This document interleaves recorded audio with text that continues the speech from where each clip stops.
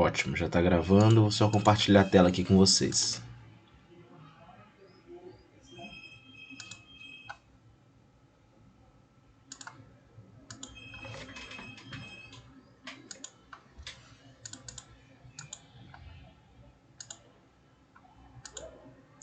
Vocês estão enxergando aí a apresentação?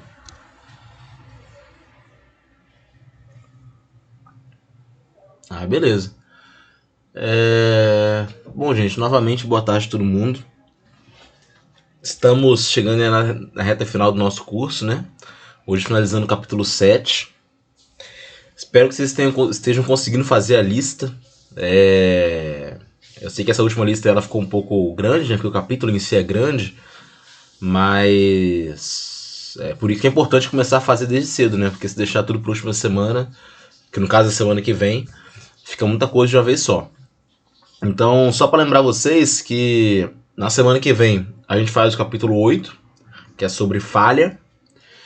E aí na outra semana vai ser a semana das P1, da P2 no caso, né? Onde vocês vão entregar a lista e a gente vai fazer aquela provinha oral que a gente fez da última vez. Tá bom? Qualquer dúvida se tiverem, não deixem de perguntar. A pior coisa do mundo é quando chegar na prova oral, perguntar como é que você fez e você falar que não entendeu, né? Então, perguntem antes, né? Eu sei que às vezes, como nas primeiras listas, podem ter algum erro, pode ter alguma coisinha errada, mas a gente conversa e vai dar tudo certo. Não deixem de falar. Então, sempre conversar aí que vai dar certo. Agora, voltando aqui à aula de segunda-feira, né? Discordâncias e mecanismos de aumento de resistência. Só recapitulando aqui no início da aula, né? Deixa eu voltar aqui do início. Eu comecei falando sobre como acontece a deformação plástica nos metais, né? De acordo com a movimentação das discordâncias, o que a gente chama de escorregamento. Nós vimos aí a movimentação das discordâncias, né? Como que ela se movimenta. Vimos também que esse escorregamento ele acontece em direções e planos específicos. Essa combinação de direções e planos a gente chama de sistema de escorregamento, que é diferente para cada tipo de estrutura cristalina, né? Então eu vou ter vários sistemas de escorregamento aí, no caso 12 para CCC, 12 para CFC, 3 para HC, enfim, temos vários sistemas de escorregamento. Aí tem alguns comentando um pouco sobre esses planos, né? Nas estruturas. Falei um pouco sobre o escorregamento nos monocristais, como que isso pode ser calculado usando essas fórmulas aqui. No geral são fórmulas bem simples, tá? Então vai ser basicamente uma transformação, a gente pode dizer assim, que a gente vai se basear na força na carga de tração aplicada aqui, que no caso é a força sobre essa área, e transformar isso, decompor essa força bem aqui no meio, no plano de deslizamento. Né? Então, sabendo qual é o plano, você decompor essa força bem aqui no meio, encontramos aí esses valores de φ e lambda, e conseguimos saber qual é a tensão cisalhante aqui resultante nesse plano aqui no interior da amostra. Então eu falei um pouco sobre isso, né? Tem um exemplo aqui. Esse exemplo é até bom para vocês se basearem depois para fazer alguns exercícios da lista, tá? Caso esteja confuso, no livro do Callister, né, que pra gente de ciências materiais é um livro sagrado, assim, que tem tudo na parte básica, né? Tem alguns exemplos lá também. Outra recomendação, né, que eu, na verdade, podia até ter feito antes. No livro do Callister, eles têm muitos exercícios, né?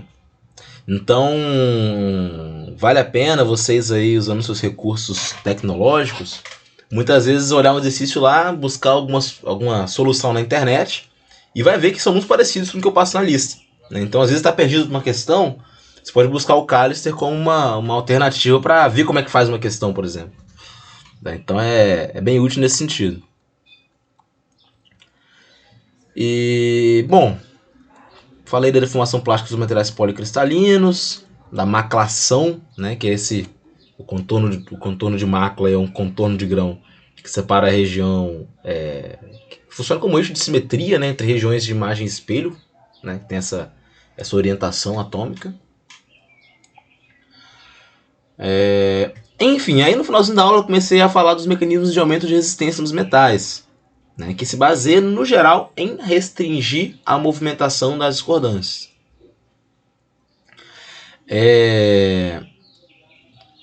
Aí o primeiro que eu falei, que é o tratamento ouro para melhorar a resistência mecânica do material, é reduzir o tamanho de grão, ou também que a gente chama de refino do grão, né? Onde eu tenho uma melhora da resistência mecânica, um endurecimento e também uma melhora na tenacidade, né? O único tratamento que melhora esses dois aspectos ao mesmo tempo, resistência mecânica e tenacidade. Todos os outros que eu vou falar aqui, eles melhoram só a resistência mecânica e, pior ainda, eles pioram a tenacidade. Então e a dutilidade também é piorada. Então esse tratamento que seria o melhor no caso. Mas enfim, vamos começar então de fato a aula de hoje, né? Bom, outra alternativa para se aumentar a resistência mecânica de um metal é através da solução sólida, né? No geral, se a gente coloca impureza num certo material, né, forma uma liga, esse material possui maior resistência. Por quê? Porque as impurezas na solução sólida, né, ela causa uma deformação na rede cristalina, né? Ela não está ali naturalmente, né? A solução sólida ela foi criada, né? E aí essas impurezas que estão presentes, elas deformam a rede cristalina, né? Esse campo de deformação dentro da rede cristalina é o que causa essa dificuldade das discordâncias se movimentarem. Então a solução sólida ela se baseia novamente nisso. Restringir o movimento da discordância, né? E aí, consequentemente, vai ter um aumento na resistência mecânica, né? Aí temos solução sólida, como vocês podem ver. Tem vários tipos aí, né? As intersticiais, ocupando os espaços vazios entre os átomos. Essa daqui que é uma substitucional bem no meio, com um átomo bem grande no lugar, né? E outra é uma solução sólida substitucional também, onde o átomo do soluto é bem menor, né? Tanto átomos muito grandes ou muito pequenos, em solução sólida substitucional, acaba deformando muito a rede cristalina, tá? Então isso aí dificulta a movimentação da discordância.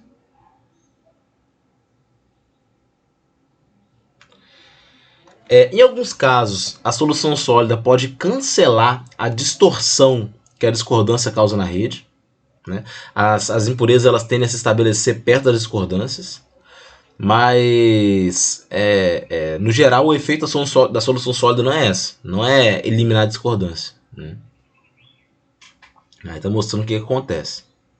Aqui na esquerda é a representação de uma tensão aqui na rede cristalina, né? A deformação.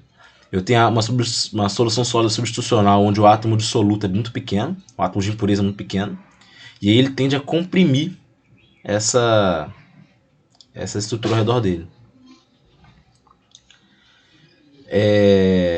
Aqui na imagem B, né, eu tenho uma localização possível de uma impureza bem pequena, impureza atômica bem pequena, relacionada a uma discordância aresta, né? Então tem um cancelamento, assim, entre aspas, parcial aí da discordância. Aqui na direita é o mesmo, só que para um átomo muito grande, né? Ou seja, esse átomo hospedeiro é muito grande, ele está deformando todo mundo ao seu redor, né? É um esforço de compressão aqui nesse caso que ele faz. E aqui é a localização possível de uma impureza muito grande, né, relacionada a uma discordância aresta, né, onde eu vou ter um cancelamento parcial da discordância também.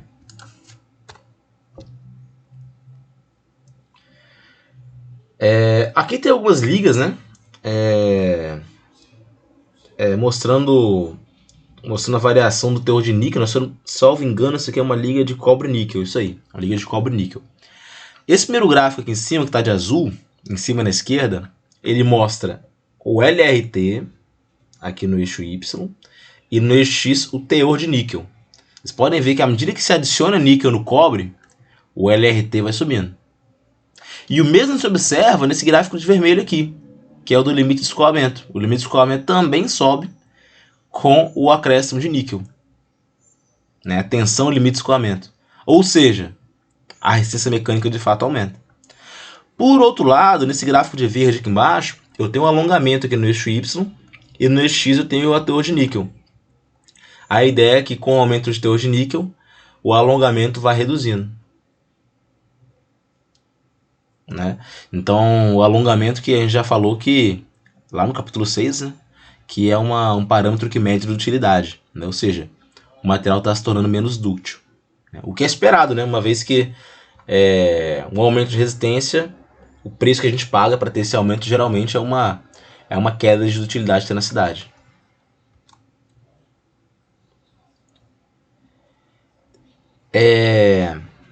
Quem pediu para entrar aqui? Aqui tem outro gráfico mostrando em aço, né, o teor de carbono, porcentagem de carbono. Lembrando que o aço é ferro carbono, né, em relação a algumas propriedades. Né. A dureza Brinell aumenta à medida que aumenta o teor de carbono, né, ou seja, o material fica mais duro. O LRT aumenta também, então o material ele tem um aumento do limite de resistência de tração. E por outro lado, a dutilidade vem caindo, o alongamento vem caindo. Né? Então é um gráfico que mostra realmente o efeito do acréscimo de carbono. Né? O carbono melhora a resistência mecânica, mas perde a utilidade da liga de ferro, né? Liga de ferro é carbono. Uma redução de utilidade à medida que o teor de carbono aumenta. Né? A gente já viu nos capítulos seguintes aí que geralmente numa liga de aço, o teor de carbono ele fica limitado aí a mais ou menos 2% aí de carbono. Porque à medida que a gente vai acrescentando carbono, o material vai se tornando muito frágil, né? A dutilidade cai muito. E aí o campo de aplicação dele reduz. Né? Tanto que agora de cabeça, é mais ou menos 2% de carbono até cerca de 6% de carbono, eu nem chamo mais de aço. Eu já chamo de ferro fundido. Né? Que é um material que ele é muito mais frágil que o aço. Tá? É o ferro fundido. Né? O ferro fundido ele aparece também como uma liga de ferro com carbono também. Para quem não conhece aí. Né? O ferro fundido ele é muito frágil, mas ele tem uma grande resistência quando ele é comprimido. Então, ele serve muito para ser usado como base de máquinas, né? Em aplicações similares a essa, né? Onde essa resistência à compressão é utilizada. Né? Na verdade, a gente chama de ferro fundido exatamente por ele ser muito frágil.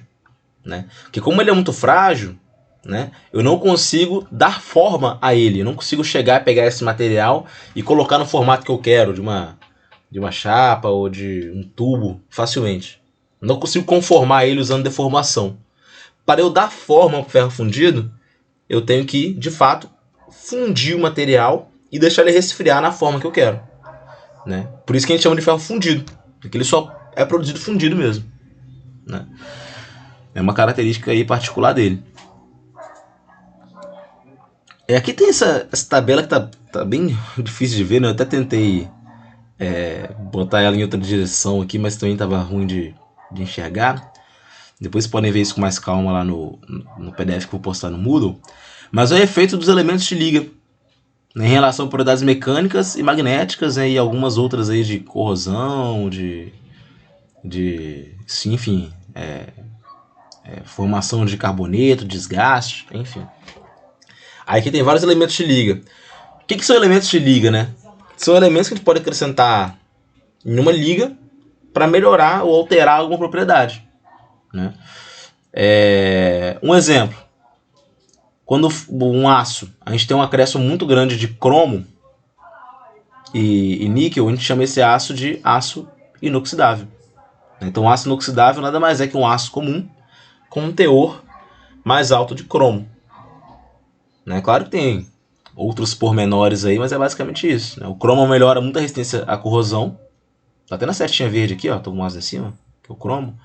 E aí o material, o aço, ele acaba assumindo uma grande resistência à corrosão, né? Vários outros elementos podem ser adicionados, né, em teores pequenos, né, para conferir algumas propriedades específicas, tá bom? Então, quando a gente fala de um aço qualquer, esse aço nunca vai ter só ferro e carbono, né? Vai ser muito difícil isso acontecer. Ele vai ter mais uma série de elementos em um teor bem pequeno. Cromo, molibdênio, vanádio, pode aparecer aí, o níquel aparece, né? Pode aparecer cobre, fósforo, enxofre, manganês.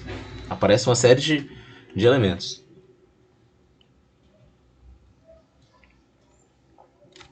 Então a solução sólida, ela não é só uma maneira de se melhorar a resistência mecânica. É a maneira também de eu conferir novas propriedades do material, né? O próprio aço inoxidável que eu comentei com vocês agora, né, o aço ele tinha boas propriedades. Só que além daquilo era preciso que ele fosse resistente à corrosão. Aí se adicionou um teor mais alto de cromo, um teor mais elevado de níquel, né? Então tudo isso é feito tentando melhorar as propriedades, né? Fazer uma melhor combinação de propriedades, né? O próprio cobre, por exemplo. O cobre tem várias aplicações.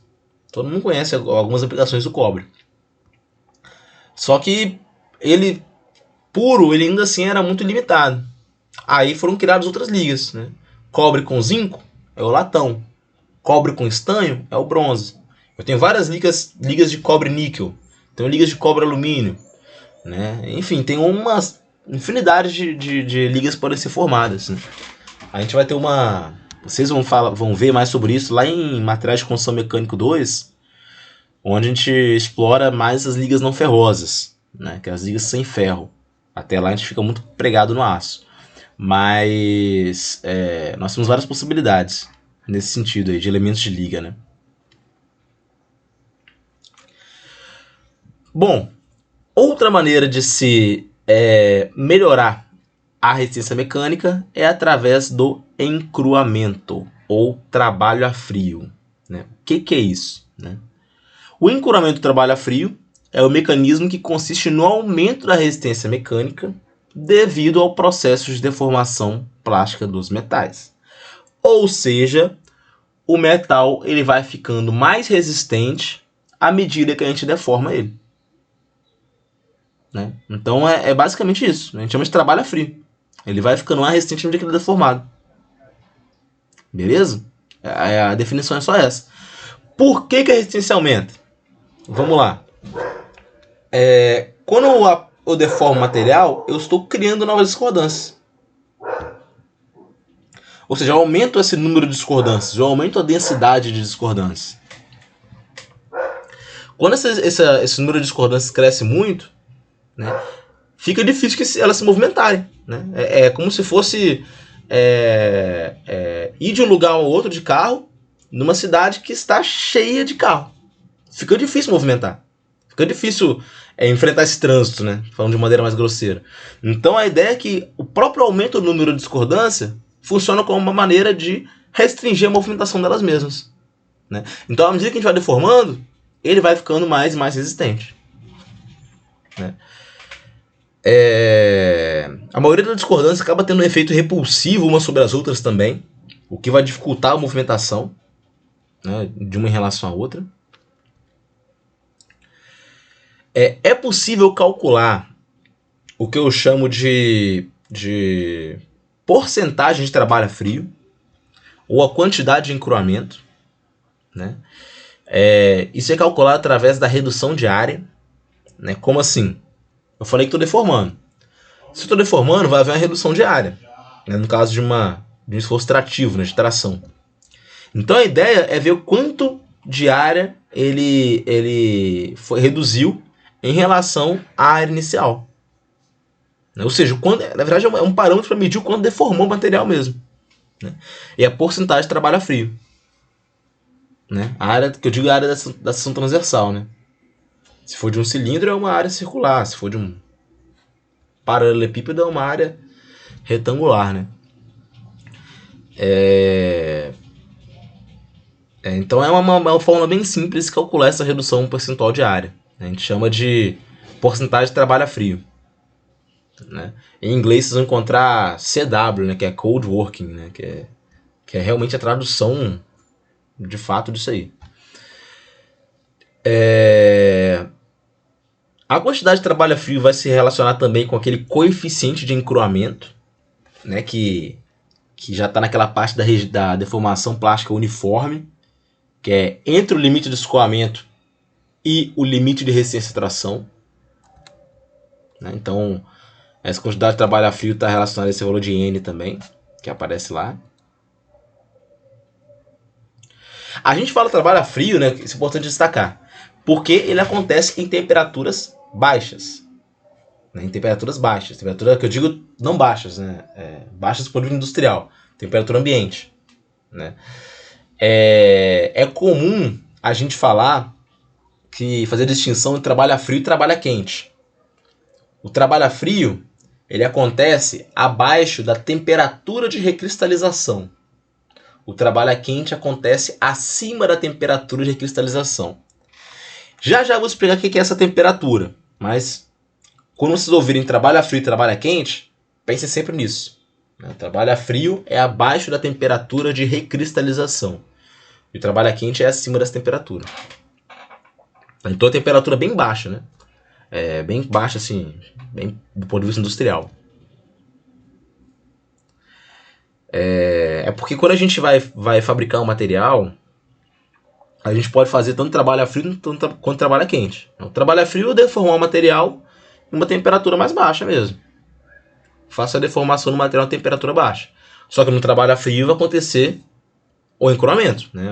São sinônimos, né? O material vai ficar mais resistente à medida que ele vai sendo deformado, né? E consequentemente vai ficando menos dúctil. No trabalho a quente, que geralmente é usado nos processos de fabricação, eu posso deformar o material tranquilamente. E quando eu deformo, como ele está numa temperatura muito alta, acima da temperatura de cristalização, não vai haver esse acúmulo de discordância.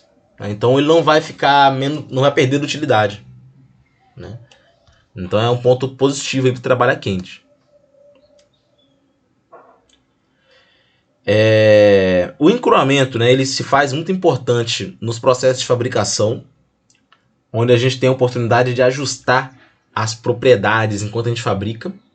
Né? Isso é bem importante. Né? Aqui eu tenho alguns exemplos, né? Esse aqui vocês vão ver muito lá para frente, mas eu tenho alguns exemplos aí de processos de fabricação, 4 no caso, né?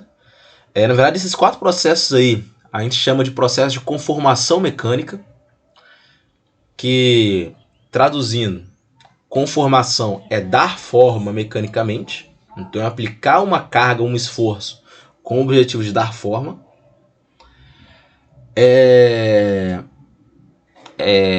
Aí nós temos o primeiro, que é o forjamento, né? Onde eu tenho um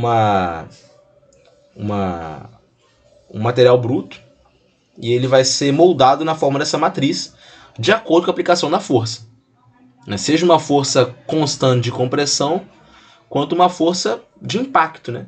Como vocês já devem ter visto em algum filme medieval ou uma série, um livro, enfim, aqueles caras ficam lá com a espada dando martelada nela, né? Martelada. Ele está forjando a espada, está dando a forma ideal para ela e ao mesmo tempo está deformando, ou seja, muitas vezes ele está até aumentando a resistência mecânica da espada.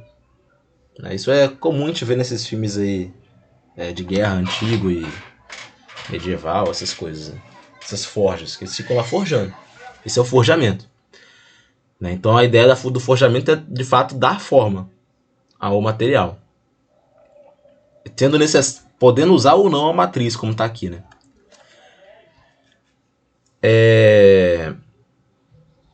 A laminação é outro processo, né? Que é bem simples mesmo, né? Na verdade aqui aqui tá bem colocado, né? O que é isso? Eu vou entrar com material com uma seção transversal A0, uma seção transversal original. A ideia é forçar esse material entre esses dois rolos de maneira que a seção transversal diminua, né? Ou que ele fique com uma espessura menor, né? A ideia então é formar algo mais parecido com uma chapa, né? É laminação. Podendo ela ser a frio, né? Ou seja, ao mesmo tempo que eu vou deformando, eu já estou deixando o material resistente, ou a quente, onde eu vou deformando, mas eu mantenho o material dúctil, né? Então são os dois tipos aí de laminação que pode ser feito. Essa laminação pode ser feita com 2 rolos, com 3. Tem uns aí bem complexos, né? E é algo que vocês podem achar que é bem incomum, mas na indústria isso aqui é bem comum, né? Na ArcelorMittal, que tem no Porto de Tubarão aqui em Espírito Santo, tem um setor lá que é conhecido como setor do LTQ, né? Que é laminação de tiras a quente, onde acontece um processo bem parecido com esse, né? Aqui eu tenho a trefilação, que é outro processo até parecido com a laminação, só que na trefilação eu vou puxar o material de maneira a reduzir muito a espessura dele. A ideia aqui é formar fios, fazer fios. Então qualquer fio aí que vocês tenham acesso aí no dia a dia de vocês, ele muito provavelmente foi produzido por trefilação. A ideia é produzir fios mesmo. Materiais cujo comprimento é muito maior que o diâmetro. Então é de fato um fio, né? Por último aqui a extrusão, né? A extrusão é um processo onde eu prendo um tarugo aqui, forço ele contra um orifício muito pequeno. E quando eu forço contra aquele orifício, seja a quente ou a frio, né? Tem essas distinções. Esse material ele vai escoando aqui por dentro. Ele vai passando por dentro do seu orifício, né? Ocasionando uma redução de área bem grande. Então é um outro processo de conformação mecânica, né? Para falar desses processos aqui, gente, vocês têm uma disciplina só para isso, basicamente, né? Acho que é processo de fabricação 2, se eu não me engano. Não sei nem qual período que vocês veem isso. Que é bem complexo cada um deles, né? Tem muitas particularidades. Mas todos eles consistem nisso aí, né? De deformar o material, de dar forma a ele, né? Toda vez que vocês verem a palavra conformar aqui no contexto de mecânica, a ideia é dar forma, tá bom? Tem outros processos também, não são só esses, tá?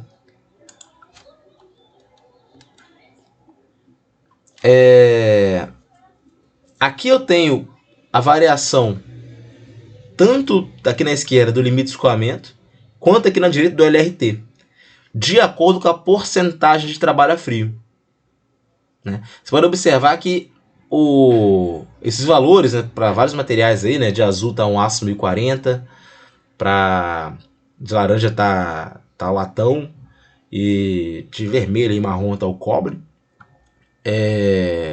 Percebemos que esses valores de LRT e de tensão de escoamento vão só aumentando aí à medida que aumenta o percentual de trabalho a frio.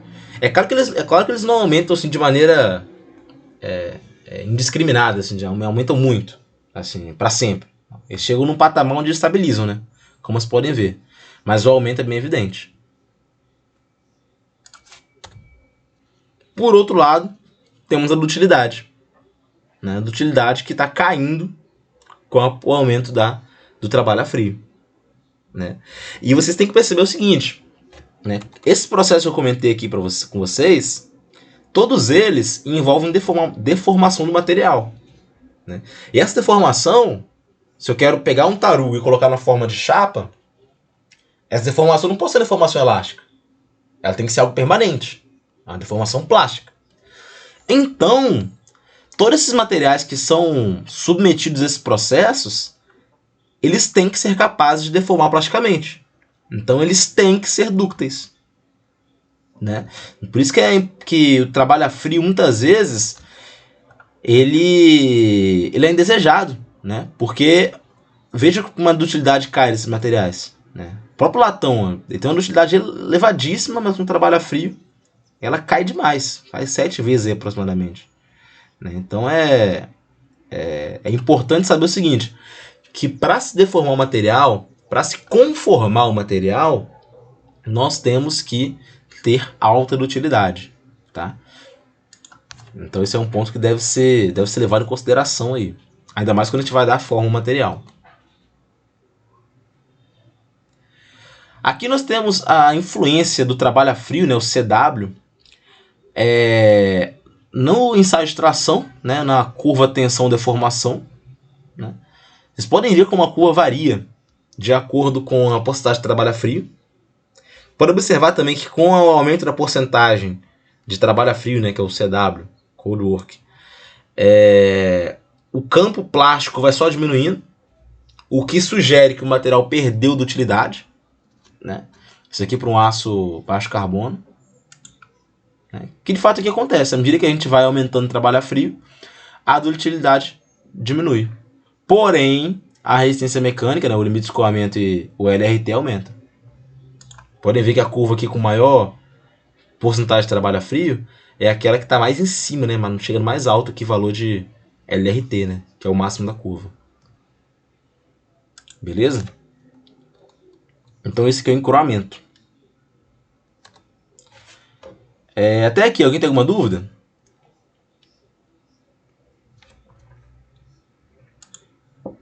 Tudo certo? Deixa eu dar uma olhada aqui. Não. Gente, qualquer pergunta, podem me interromper aí, tá? Bom, além desses métodos de endurecimento que eu comentei com vocês, outro método importante é o da precipitação de outras fases. Né? Ou seja, o que acontece aqui nesse método? Eu vou fazer um aumento de resistência, vou gerar um aumento de resistência, devido ao surgimento de novas fases. Né? O método de endurecimento é o mesmo. Né? Essas novas fases elas vão agir como obstáculos às discordâncias. Né? Mas o que seriam essas novas fases? Né? Eu já falei de solução sólida. Uma impureza, como no caso do ferro-carbono, o carbono, ele, de certa forma, assim, bem grosseiramente, ele é uma impureza ali. Ele é um átomo ali que eu estou adicionando para criar uma liga. Essas novas fases, eu me refiro mais ao que a gente chama de compostos intermetálicos. Né? Quando a gente junta, por exemplo, ferro e carbono, a gente pode até criar algumas novas estruturas, né? Novos elementos, como eu posso dizer, novas fases mesmo, né? Como o carbeto de ferro acaba surgindo, etc. Só que muitas vezes podem surgir compostos intermetálicos indesejados. Né?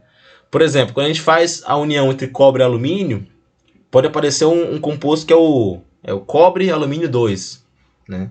Que é um composto que acaba se formando de maneira indesejada. Esses compostos que são novas fases. Né? Eles aparecem quando a gente acaba tendo uma solução supersaturada, quando algo ali na união desses dois materiais acaba não funcionando da maneira correta. Né? Então a gente é levado a pensar que esse surgimento de novas fases é algo negativo. Só que não. Essas novas fases elas podem ser produzidas de propósito para que haja uma melhora na resistência mecânica. Né? Esse mecanismo é mais complexo, já que a resistência mecânica ele vai depender de muitos fatores, né? Da distribuição dessa nova fase, da forma da nova fase, do tamanho, da composição, da adesão à superfície. Então tem vários pontos a serem levados em consideração. Né? Esse mecanismo ele pode ser controlado por tratamentos térmicos. Né? Então, para eu fazer com que essas novas fases surjam, eu tenho que fazer algum tratamento térmico, geralmente. Né? Então, assim, eu vou induzir a formação desses precipitados. É importante falar que nem toda liga que se forma ela é capaz de produzir esses precipitados. Né? Eu tenho que conferir o diagrama de fase da liga para ver se isso é possível. Né?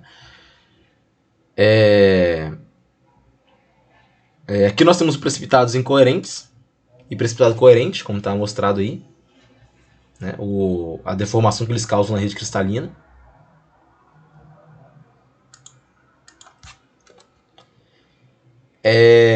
Aqui estão os precipitados mostrados aí dentro em uma foto de microscopia, né?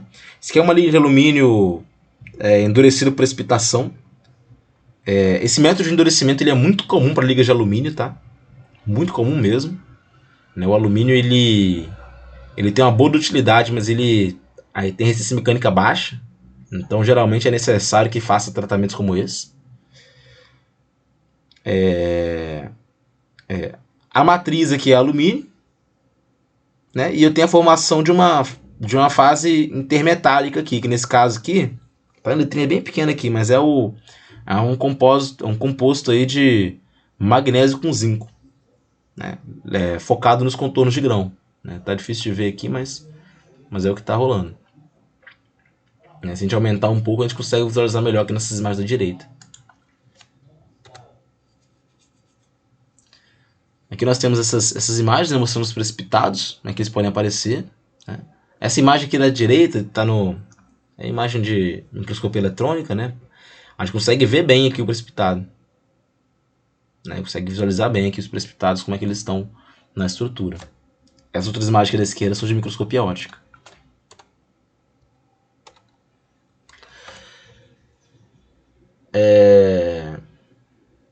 Outros mecanismos podem ser usados para se aumentar a resistência mecânica, né?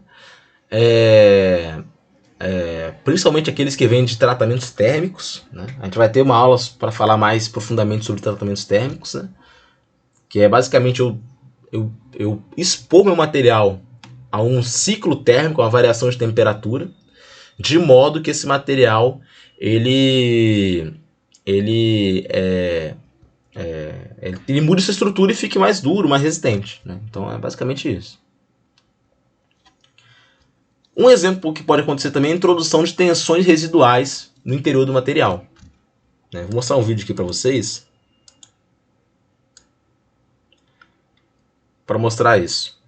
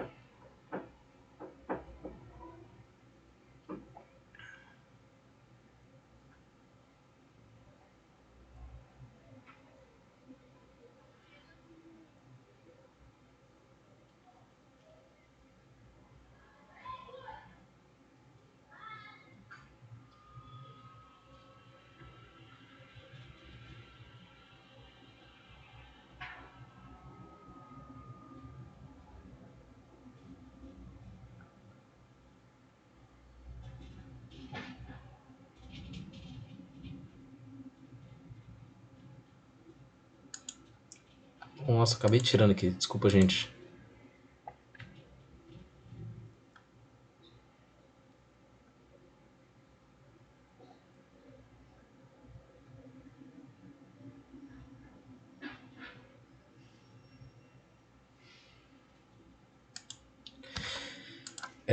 Então, gente, como vocês puderam ver nesse vídeo, como que ele obteve essa resistência mecânica alta no vidro, né? Ele fez um resfriamento muito rápido, né? O que de fato acontece, né? Tá até a imagem aqui mostrando, né? Quando eu pego um material muito quente e eu imediatamente mergulho esse material em água, né, ele vai resfriar muito rápido, né? Só que qualquer material ele vai resfriar mais rapidamente na superfície do que no meio, certo? Pense numa esfera de aço. Você pegar ela, esquentar ela, colocar ela em temperatura muito alta, sei lá, 1000 graus Celsius, e jogar ela dentro da piscina, vocês vão ver que na superfície ela vai, de fato, resfriar muito rapidamente. A água vai tirar o calor da esfera, né? Porém, lá dentro não. E quando a gente submete um material a uma mudança de temperatura, e vocês devem lembrar lá do ensino médio, o que acontece? Dilatação e contração. Isso quer dizer que a parte de fora, por ela respirar mais rápido, ela contrai muito mais rápido que a parte de dentro. Essa diferença de contração, né, acaba gerando o que a gente chama de tensões internas no material. Ele fica tensionado, né? É como se a parte de fora, como foi falado no vídeo, comprimisse a parte de dentro. Então ela está num grande estado de compressão. Então, para a gente conseguir quebrar esse material, antes a gente tem que vencer esse estado de compressão, né? Então, uma maneira de se melhorar a resistência também é introduzindo tensões residuais. Como vocês podem ver no vidro. Então, o que aconteceu no vídeo? No vidro do vídeo, né? Ele resfriou muito rapidamente, que ele jogou o vidro direto na água. Então, a parte de fora resfriou e ficou sólida muito mais rápida que a parte de dentro. Ficou no estado forte de compressão lá dentro. Isso já tornou o vidro resistente. Na verdade, esse processo de se induzir tensões compressivas é o que a gente fala que é um processo que a gente tá fazendo uma têmpera no vidro. Esse é um vidro temperado. Vocês devem ter ouvido falar dessa expressão aí no dia a dia de vocês. Então a ideia é aumentar muito a resistência mecânica, né? O que aconteceu no vídeo? Quando ele cortou lá o rabinho lá da amostra, naquela parte de fora, ele aliviou essa tensão. E quando ele aliviou a tensão, o material já é frágil, ele só fraturou, né? Fratura frágil, como a gente viu na aula passada, né? Essa fratura frágil, como eu falei, ela é rápida, ela acontece de uma vez, a velocidade dela pode chegar à velocidade do som, de tão rápida, a superfície de fratura é lisa, se pegar cada pedacinho por cada pedacinho, não vai ter deformação plástica, se tiver vai ser praticamente desprezível, né? Então é isso que acontece. Então introduzir tensões é uma maneira também de se melhorar a resistência mecânica, né? Apesar de não ser tão comum para metais, né? Eu vejo sendo mais usado em vidros, tá? Nos metais, inclusive, a gente tem que ter um cuidado especial toda vez que a gente vai aquecer ou resfriar um metal, para que ele aqueça e resfrie de maneira uniforme. Senão vai acontecer isso aí. E no metal, as tensões internas, elas podem acabar fazendo com que o material fique empenado, por exemplo. Ele fica num estado de tensão muito grande internamente. Então, se ele tiver qualquer defeito pequenininho no seu interior, aquele defeito pode dar origem a uma trinca. Então, para o metal, vocês vão ver aqui que geralmente as tensões internas elas são indesejadas, tá? Então é algo que a gente tenta aliviar muitas vezes. Tenta atenuar esses efeitos. Beleza? Alguém tem alguma pergunta?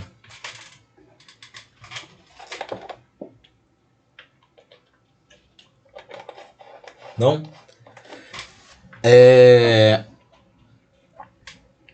Bom, é importante destacar que todos os mecanismos mostrados aqui na aula, eles podem ser combinados, em alguns casos eliminados com tratamentos térmicos, como é o caso do encruamento, da precipitação de segunda fase, da redução do tamanho de grão. Então, eles não são coisas assim necessariamente definitivas, né? Eu consigo eliminar. Todos esses mecanismos têm a tendência de diminuir a dutilidade do material, exceto aí o refino do grão. O refino do grão ele não tem essa tendência.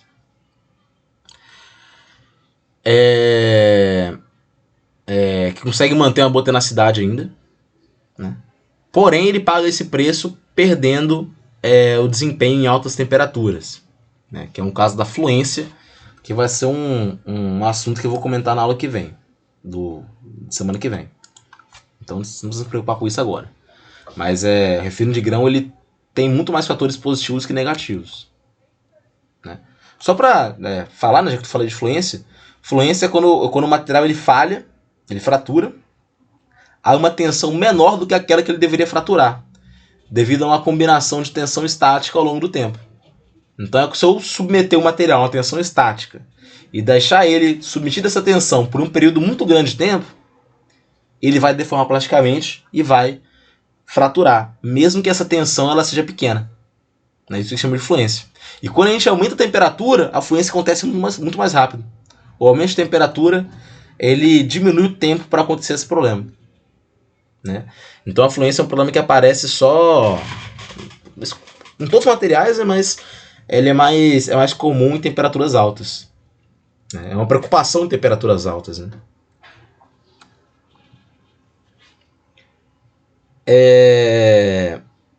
Bom, agora vamos falar da parte final aqui da aula, que é recristalização, recuperação e crescimento do grão, né? Esses 3 processos aqui a gente pode resumir com um nome só: recozimento. O recozimento ele é basicamente esses 3 processos, né? Para que serve o recozimento? A ideia do recozimento é eliminar o efeito do encruamento. O encruamento ele aumenta a resistência mecânica e deteriora a dutilidade. Esse é o encruamento, né? O recozimento ele faz o contrário. Ele melhora a dutilidade, mas reduz a resistência mecânica, né? Então, por exemplo, para aquelas aplicações que comentei com vocês, onde eu preciso conformar o material, muitas vezes eu preciso fazer um recozimento nele antes, para que ele recupere a dutilidade, né? Então a ideia do recozimento é esse. O recozimento tem essas 3 etapas, que é a recristalização, a recuperação e o crescimento do grão.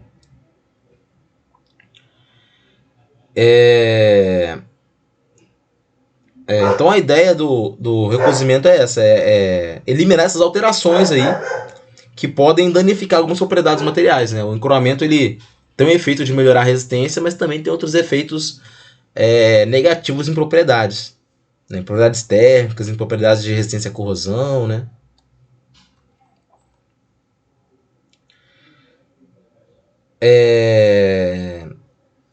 Esse recozimento, até o nome aqui, né? Mostrado aqui no slide, né? Aí esse tratamento que consiste nesses 2 processos, recuperação e recristalização, e também engloba algumas vezes o crescimento do grão. Eu vou explicar para vocês o que é o recozimento assim, do ponto de vista microscópico, podemos dizer, né? Bom, primeira etapa do recozimento é recuperação, né? Nesse processo de recuperação, a gente vai liberar a energia que foi armazenada no trabalho a frio. Essa liberação é feita através de um aumento de difusão atômica.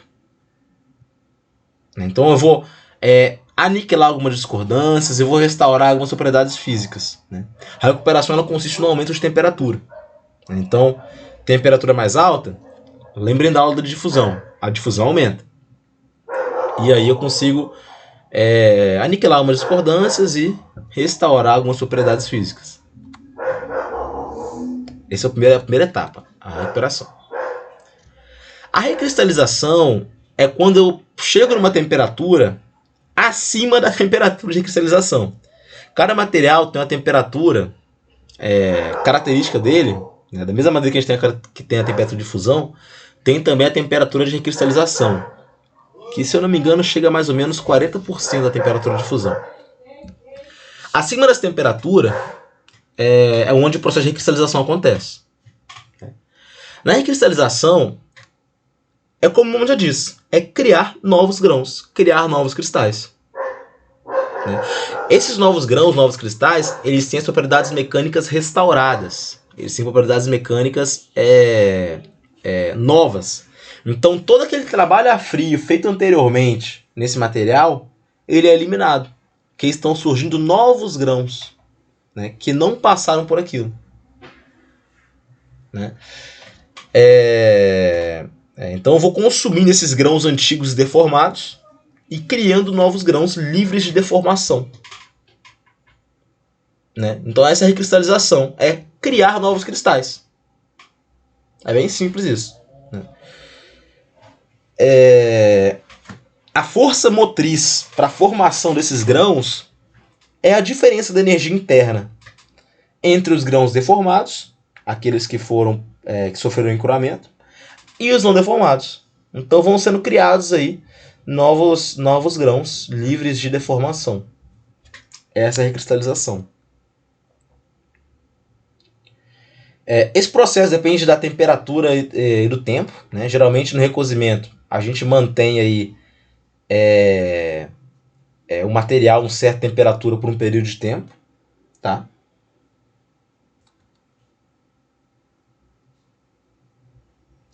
Aqui está a definição exata de temperatura de cristalização, né? Que é a temperatura onde ocorre a recristalização completa do material em 1 hora, né? Essa é a temperatura de cristalização.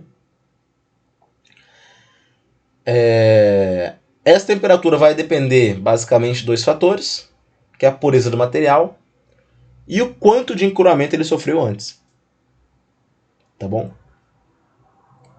E quanto maior for a porcentagem de trabalho a frio, menor vai ser a temperatura de cristalização. Então, quanto mais encruado o material tiver, mais fácil é fazer essa recristalização. E quanto mais pura a liga, menor a temperatura de recristalização também, né?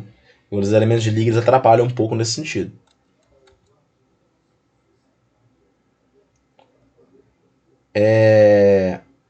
Aqui tem a dependência, né, da temperatura de cristalização com a porcentagem de trabalho a frio. No eixo Y aí está a temperatura de cristalização, graus Celsius. E no eixo X eu tenho a porcentagem de trabalho a frio. Vocês podem ver que só tem como recristalizar depois que tem certo trabalho a frio, né? Até porque, como eu falei, a força motriz para a recristalização é a diferença entre os grãos deformados e não deformados.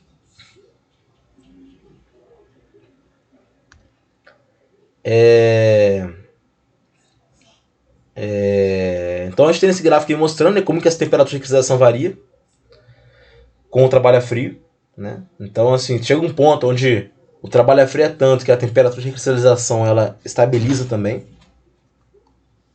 né? Se tornando aqui uma assíntota horizontal, né?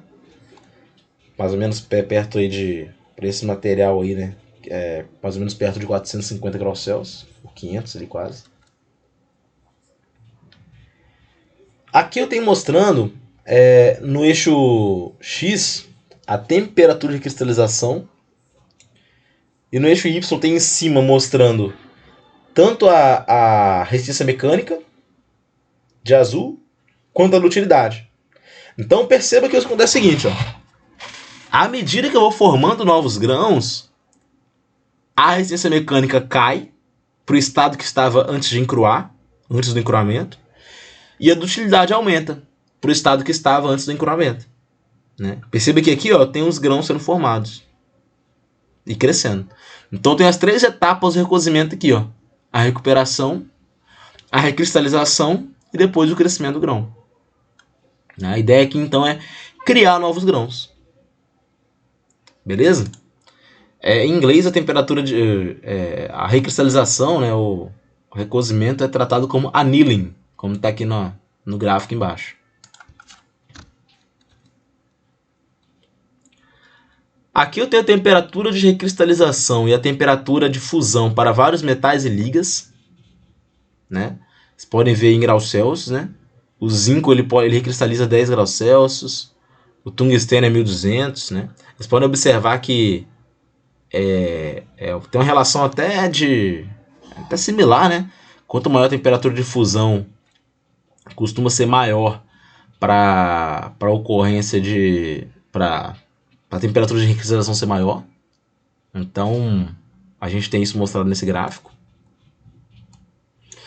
A maioria das temperaturas de cristalização para metais estão entre 30% e 50% da temperatura de fusão, como eu falei com vocês, ali mais ou menos 40%. Os processos mecânicos que acontecem acima da temperatura de recristalização são processos que a gente chama de processos a quente, né? Então, que a gente chama de processo a quente ou trabalho a quente, esses materiais não são capazes de encruar, eles se mantêm macios e dúcteis, podendo receber grandes deformações plásticas. Então eles vão se manter macio e dúctil, né?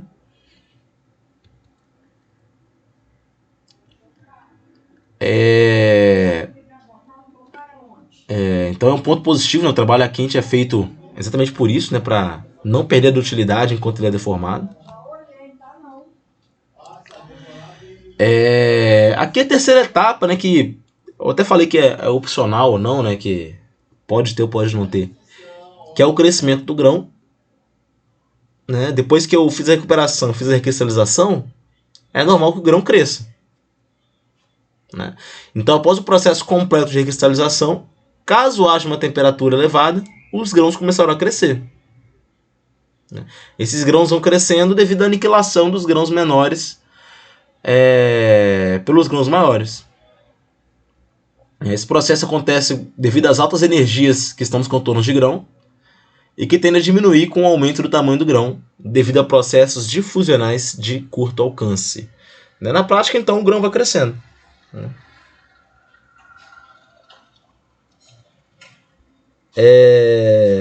Aqui tá uma representação da esquemática do crescimento do grão através da difusão atômica. Né? Então os grãos vão se difundindo, de fato. Né? Os átomos vão se difundindo aí de grão para grão. Né? Como está mostrado aí para vocês.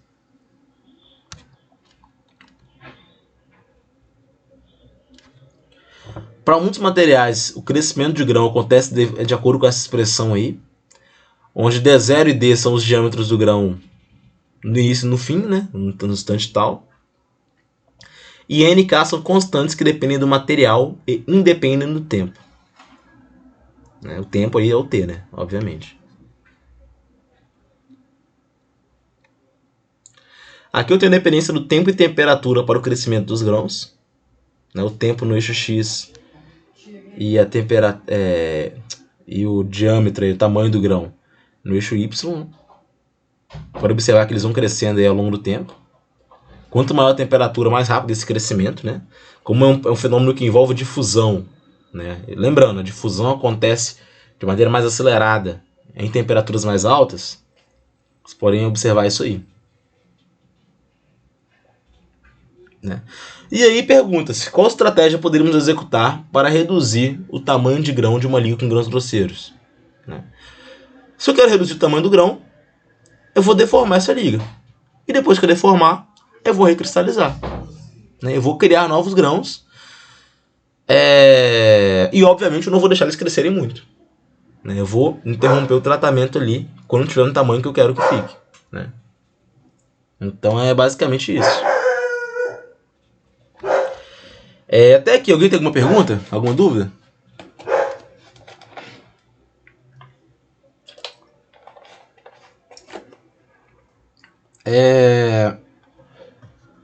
Bom, aqui tem um exercício, né, de uma barra cilíndrica de latão que não foi trabalhada a frio e que possui um diâmetro de 6,4 milímetros. E ela deve ser trabalhada a frio por estiramento para reduzir a área da ação transversal. Né? Ou seja, ele quer reduzir de 6,4 milímetros para que o diâmetro final, está aqui embaixo já, seja 5,1 milímetros. Ele quer que o limite de escoamento final seja da ordem de 345 megapascal, pelo menos, e que a dutilidade seja acima de 20%. Né? Então pede para descrever como que esse processo aconteceria. Né? Caso a gente fizesse esse tratamento, esse estiramento, essa deformação a frio, né, no caso, então, esse encruamento, teríamos a porcentagem de trabalho a frio de 36,5%. Analisando essa quantidade de trabalho a frio para a utilidade do latão, não ia poder atender as expectativas, que está em cerca de 8%. É claro que tem que consultar um gráfico, né, umas tabelas para ter certeza desse valor, tá? Ninguém sabe isso de cabeça. Isso sugere que devemos fazer uma redução de área intermediária para atender expectativas de projeto.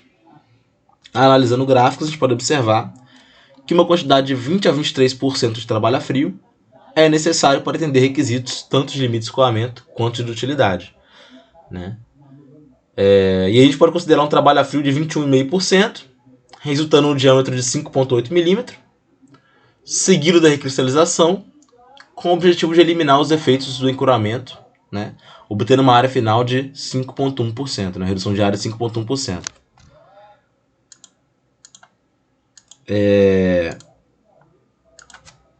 Então, assim, esse exercício aqui tá até tá muito teórico, na verdade, né? Mas é porque eu tenho que usar os gráficos como esse daqui de baixo, aqui de trás. Só para trazer aqui.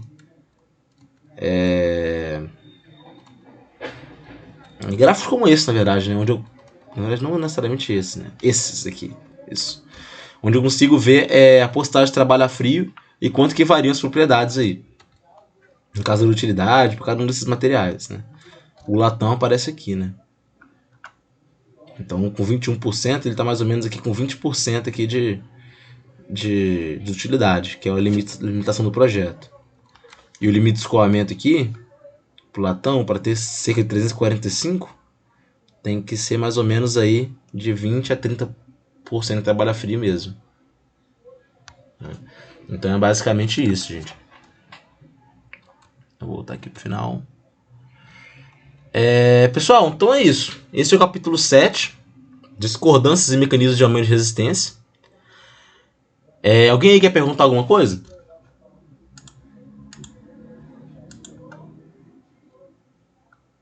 Não?